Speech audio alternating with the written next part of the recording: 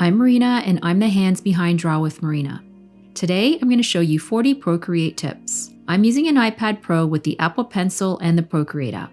So grab your favorite tea or coffee, and let's start drawing. Let's create our canvas.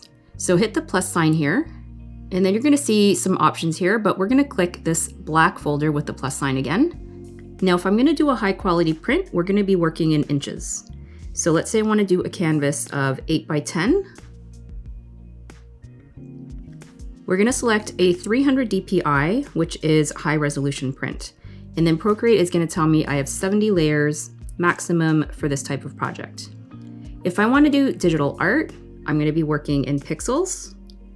Let's say I want to do something that is 2000 by 1500. And for that, I'm going to switch to 150 dpi. And now Procreate's telling me I have 174 maximum layers I can use. Now, if I'm doing something for web or screen, we're still going to be working in pixels. I'm going to leave it at 2000 by 1500 pixels. And this time we're going to switch our DPI to 72. Now I want to show you the difference between a 300 DPI file and a 72 DPI file. Now here's a 5" by 5" 300 DPI file. If I zoom in really close, you can see it's kind of semi-sharp still. There's not really a blur. It doesn't really get pixely. Now here's a 72 DPI file. Now you could see it's very blurry and very pixelated even from the get-go without even zooming in. So again, just to recap, 300 DPI is for high quality prints, 150 DPI is for digital art, and 72 DPI is for web and screen resolution.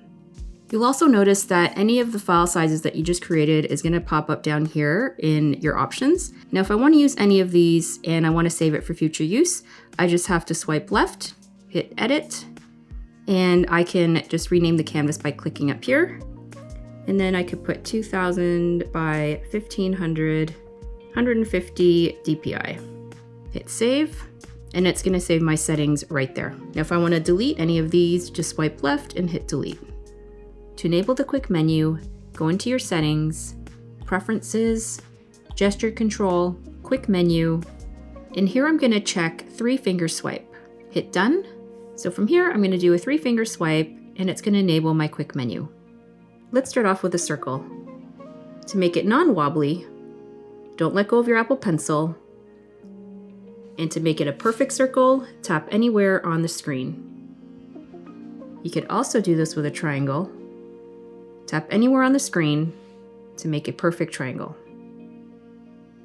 Let's try this with a square. Tap anywhere in the canvas to make a perfect square. You can also do lines. And if you want to edit any of the points, hit Edit Polyline, and then you could drag any point just like a vector-based program. To undo, tap 2 fingers on the screen. To redo, tap 3 fingers on the screen. To undo multiple actions, press 2 fingers on the screen and don't let go. You could do this up to a maximum of 250 times. If you exit the gallery or Procreate, you will lose those undos. To group multiple layers together, go into your Layers panel, swipe right. Once they're all selected, hit Group. If you want to rename that layer, click on that group and hit Rename. To merge the layers, click on the layer and hit Flatten. As an alternative, you can also pinch to merge. Something that I like to put into practice is to create backup layers. So here I've drawn my shoe and I have it under one group. I'm just going to swipe left and duplicate this entire layer. So now I have 2 groups of the same image, and the one underneath, I'm just going to rename that as my backup.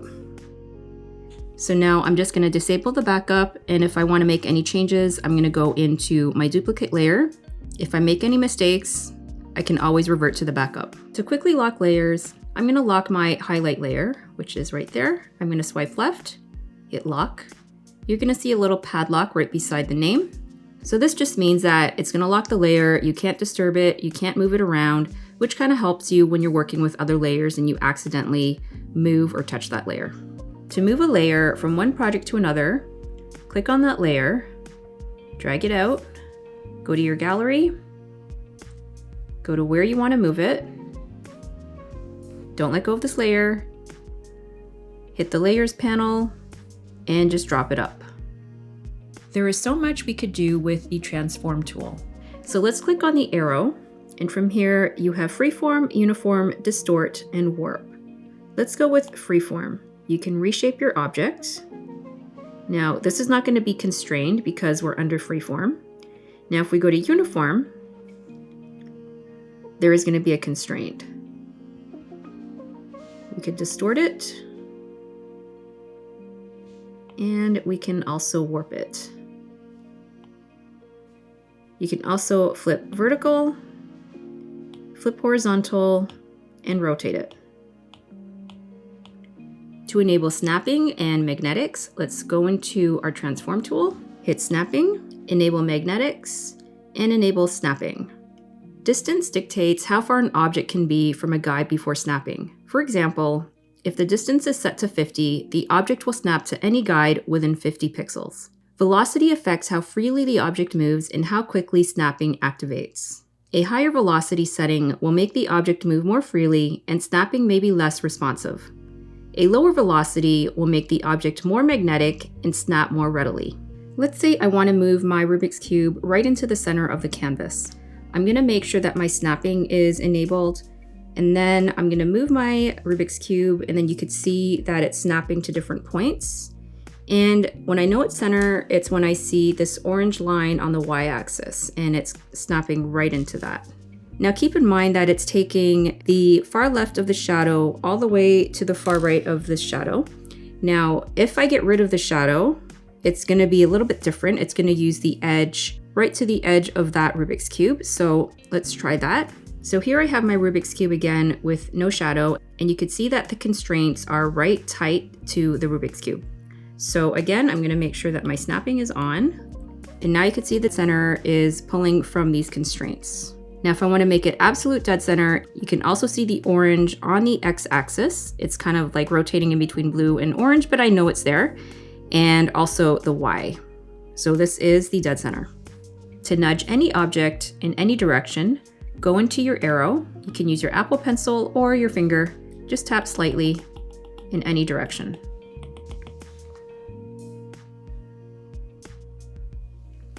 There are 3 ways to copy and paste. Number 1, swipe 3 fingers down, which is going to enable this pop-up. Hit Copy, swipe 3 fingers again, and hit Paste. Then you will see that copy above in a second layer. The second way is to swipe down again with 3 fingers and then hit Duplicate. The duplicate layer will automatically pop up. The third way is to go into your Layers panel, swipe left, and hit Duplicate. To enable a distraction-free drawing, you can hide the UI by going into your Settings, Preferences, Gesture Controls, Full Screen, and you can enable it by checking any of these options. I'm going to do a 4-finger tap. Now if I tap 4 fingers on the canvas, it's going to hide the UI for a distraction-free drawing. Now to enable it back, you could press your 4 fingers again, and it's going to bring back the UI. Let's save this ring as a JPEG or a PNG. We're going to go into our settings, and then you have all of these options for saving. I'm going to hit JPEG first, and from here you can either save the image, you can upload it to Dropbox, you could do anything with it. So let's hit Save Image. So it's going to save it with the same settings that I originally created it in. Now if I want to make it a transparent background, I'm going to disable my background layer. And you're going to know it's transparent because you're going to see a faded grid in the background. So let's go into our settings and hit PNG.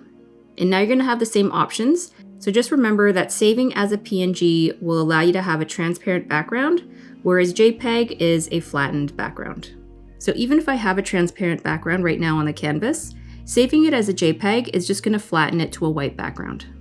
To move a project outside of the folder, click on that project, drag it up, and let it go. To move multiple projects into a folder, click on the project. To add another one, click, and then to add another one, click. Now I got 3 there. I'm going to drag it into this folder and then let go.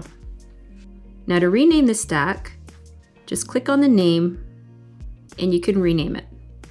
Now if I want to move one stack into another, I'm going to click on that stack, into another stack, and just let go. Now if I want to move things around within that stack, I could click on my project and just move it around. Let's use the drawing guide to assist us with drawing and sketching. Click on the settings, enable your drawing guide, hit edit drawing guide. You want to select 2D. You can select the thickness of your grid size. You can also do isometric, perspective, and symmetry. So let's select 2D. I can also change the color of my grid. And then from here, I can also rotate the grid if I need. Hit done when you're happy. And then now we can use the grid as a reference.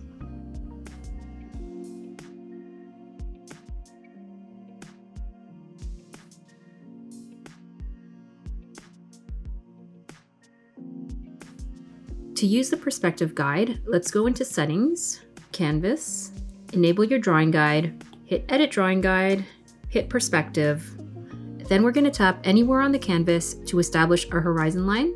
Now we could stick with this one or we can add another one. So I'm just going to click one on the same line right over here. I can move this if I want. I can make them at different angles. You can also select a third one if you wish, just by tapping anywhere. However, for me, it's getting way too complicated. I'm just going to delete that. So to delete that point, just select the point and hit delete. You can also change the grid color on each of them by clicking on it, hitting select, and then just changing the colors up here. Once you're happy with it, hit done. And then from here, you can simply follow the lines to create your objects. You can also add an assist on to that layer. So you could click on the layer, hit drawing assist, and this is going to force your Apple Pencil to follow the line. So as you see, I'm moving my pencil anywhere on the screen, but it's going to keep following this grid.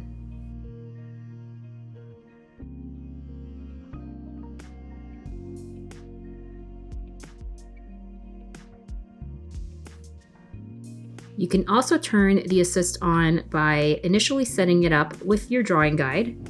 Once you're in perspective, just make sure that the assisted drawing is on here. You can also force it outside of the lines. Just wait a couple of seconds for your Apple Pencil to go. But just note that it's going to try to snap to the grid. Go into Settings, go into your canvas, and enable your reference. From here, you're going to go and grab that image, import image. And here I have Natalie Portman. I can zoom in or zoom out. And then I can plop this wherever I need to as a reference. I can also use my finger anywhere to get the color dropper to select the color for reference.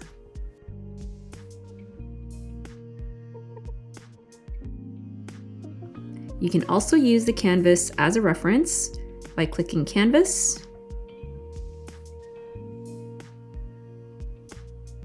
And you can also use the face as a reference, but right now you're just going to see my camera.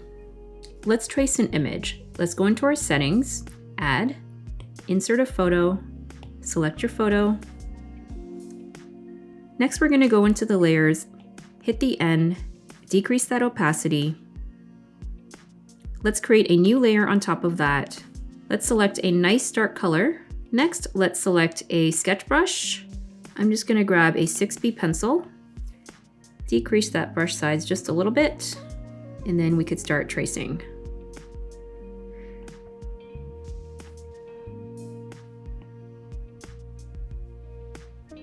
To export your video in a time lapse, go into your settings, go into video, make sure that your time lapse recording is on. You can also hit your time lapse replay to view.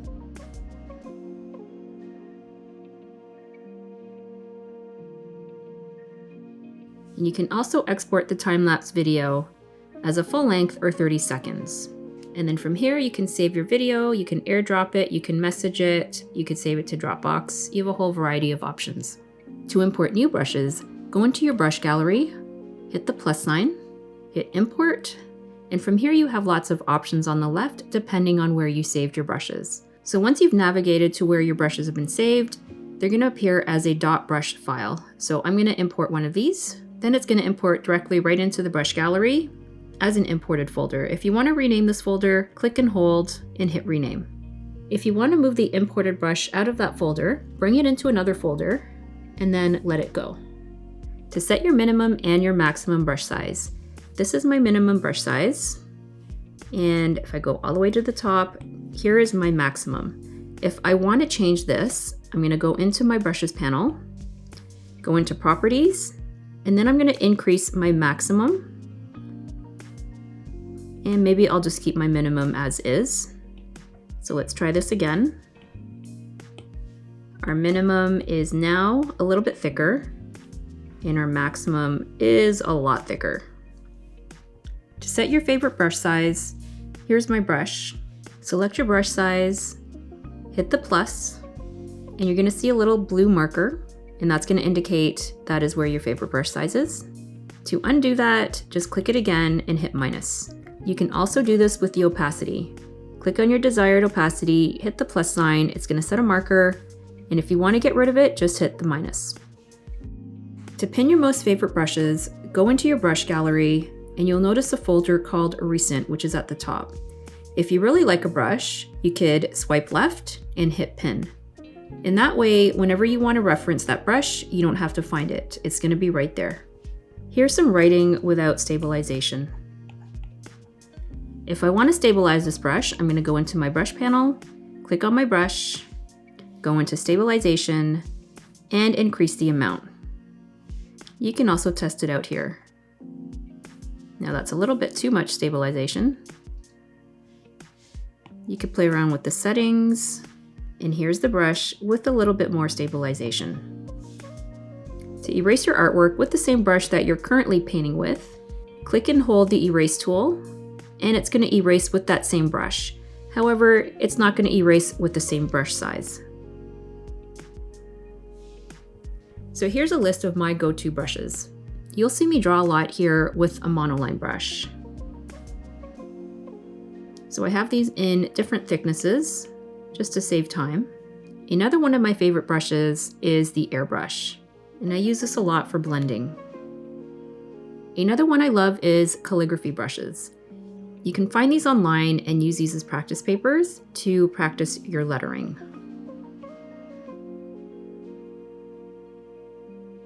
I also have a Procreate lettering guide, which you can purchase and download and practice your lettering. I'll include that link below. Another go-to brush of mine is sketching. Any one of these, HB pencil, 6B, or Procreate technical pencil. This is what I initially use to draw any of my portraits or any of my objects. And for portraits, my go-to is eyebrows. They're basically stamps, as well as lashes, as well as a whole variety of skin textures. Now, this isn't the correct coloring, but if you have them in your correct shades, they make a real impact in making your portraits look realistic. Another favorite of mine is markers. Now, this comes in handy when you're doing floor plans or interior design work.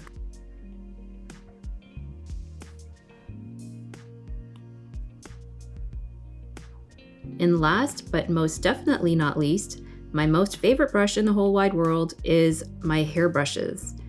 It ranges from fine hair all the way down to really thick and curly hair. So here it is in action. The more pressure I put on my pencil, the darker it's going to be. So obviously, if I want to do a lot of hair, I will use one of these brushes. If I want to do a thin strand, I'll probably just do a lock of hair. Now, again, there's varying degrees of thickness. Here's a fine version, and here are thicker versions.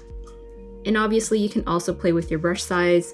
If you want to do more illustration type or anime, this is the brush for you. So these are some of the styles that I've done. And my trick for doing hair is to do it in layers. So I'm going to start off with a base color, which is just using an airbrush. Then I'm going to go right into the hair brushes and probably do a thicker stroke. And this is just using a lighter color of my base. And then as I go up, I'm going to use varying degrees of lighter shades. This has a more finer hairbrush. And then last is the highlights. And then using your color adjustments tool, you can have different shades.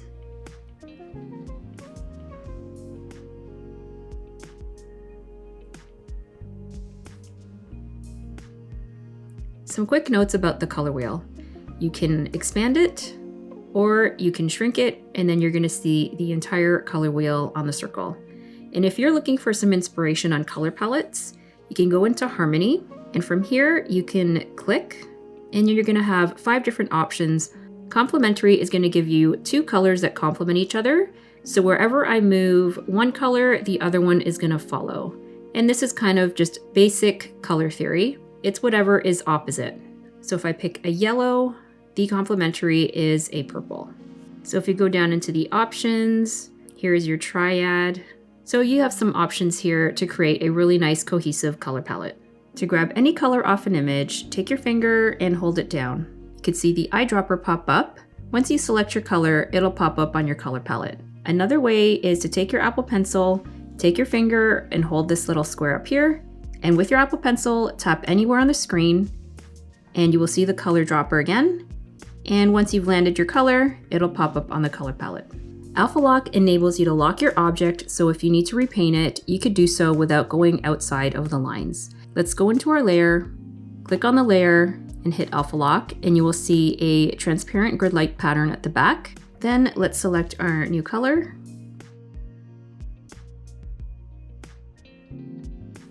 If you want to import some colors from a photograph, click on your color panel, hit the plus sign, New from Photos, select your photo, and here is the imported color palette. If you want to delete that color palette, hit the 3 dots and hit delete. Sometimes when we color drop, this happens. A white line appears. This is because your color dropper threshold isn't set. So let's try that again. We're going to drag our color, and then you're going to see the threshold pop up, and you're going to see a blue bar up there. So let's drag our pencil over to the right, and you could see the percentages increase.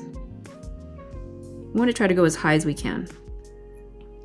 And then you're going to notice that the line is gone. To adjust the hue and brightness for any image, let's say I want to change this hair color to a different color. I'm going to go into my adjustments panel, hue, saturation, brightness, and from here I could play around with the colors. I can make it more saturated or less saturated. And you can also bring up the brightness or make it a bit darker. Another way you could do this is by going into color balance and adjusting the individual colors. You can also go into curves.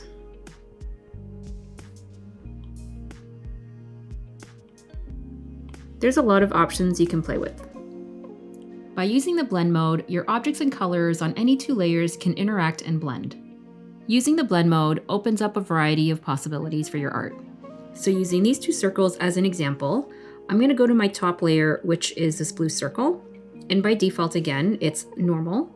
So let's go to multiply. This is darken, color burn, linear burn, darker color. You'll probably have to play around with the settings. Lighten, screen, color dodge, add, lighter color, overlay, and there's so many different options here. So here's a quick explanation of a clipping mask. So I have a circle layer here. I'm going to hit the plus sign to create another layer. And in this layer, I'm going to click it and hit clipping mask. And from here, you're going to see a tiny little arrow that's pointing down. So let's say I want to change this red into a blue. I'm still in my clipping mask layer. I can paint within the circle without affecting anything outside. It kind of works almost like an alpha lock. So this is great because if you make a mistake, you can just delete this clipping mask layer and start over. Let's play with the blur tool. Let's select a new layer, grab an airbrush,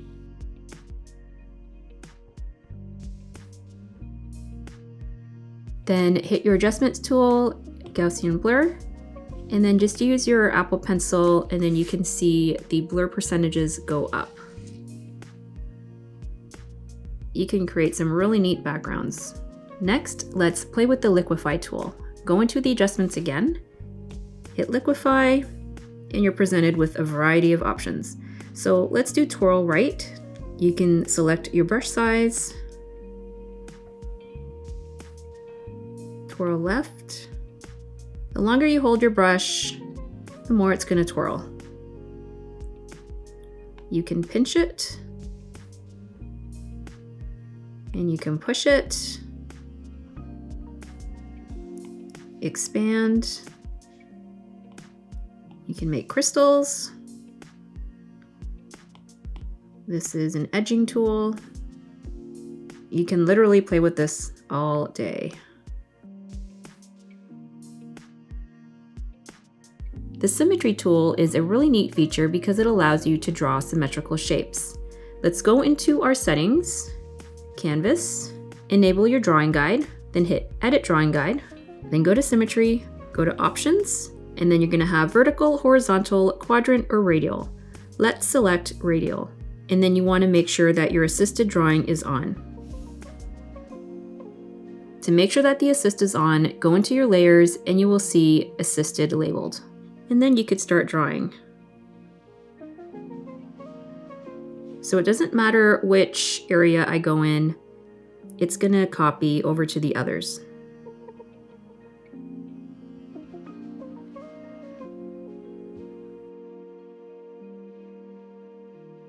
So this is how we do it. So here I have Homer Simpson in a group layer. I'm gonna duplicate him.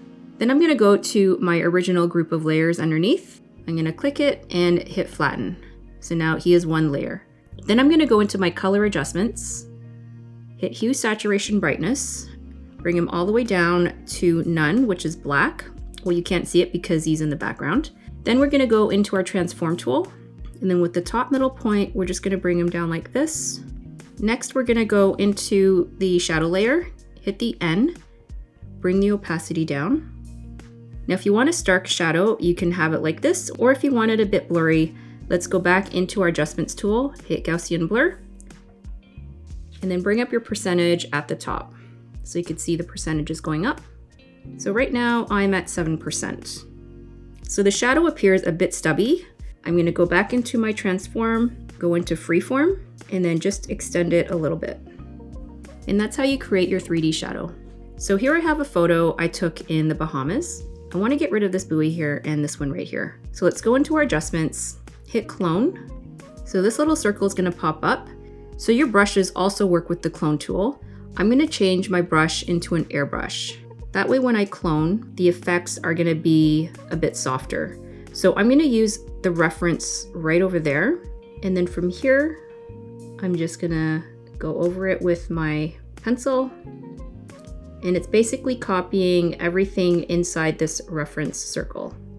I can also increase my brush size just to get a little bit more square footage. You can also zoom in if it makes it easier.